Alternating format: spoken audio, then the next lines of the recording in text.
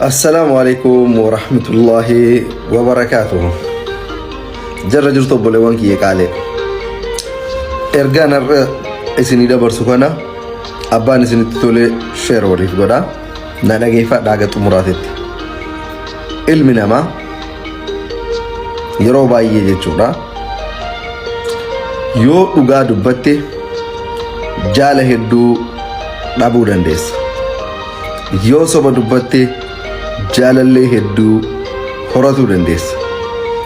Garuu wanti ati beekuu qabdu jaalalleen gaafa sobaa sitti dabalame xumura irratti si sobee si ganee si wajjin gargar ba'a. Hiriyyaa kijibaa dhibba qabaatu irra hiriyyaa dhugaa nama dhugaa faana hiriiruu fi nama dhugaa qofaaf si jaalatu 10 qabaatutu siif caala.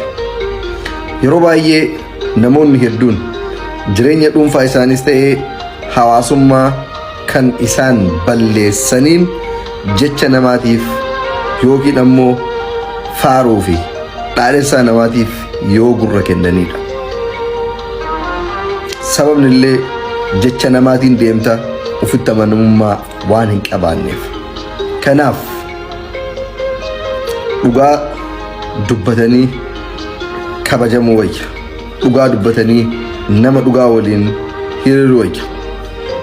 Soba dubbatamanii kabajamuu irra dhugaa dubbatamanii kabalamuu wayya jetti himre Oromoon.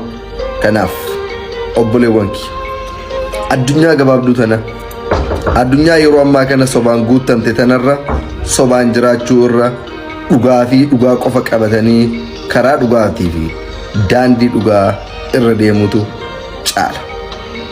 Yeroodhaaf harka nama dhoofsisuuf hamilee barbaachaa fi faaruu yeroo muraasaa barbaacha daandii sobaa faanaa hin hiriirin. Maaliyyuu haa ta'u maal daandiin dhugaa rabbii fi nama dhugaa barbaadu birattis si jaalachiisa. Daandiin sobaa garuu nama sobaa qofa biratti si jaalachiisa, rabbi biratti ammoo si jibbisiisa.